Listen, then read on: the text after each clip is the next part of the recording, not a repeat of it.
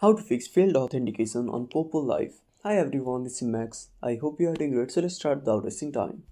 First of all, open up your Play Store. Now search for Poppo Live. Make sure to update to the latest version. After updating, go back to your home screen. Now open up Poppo Live.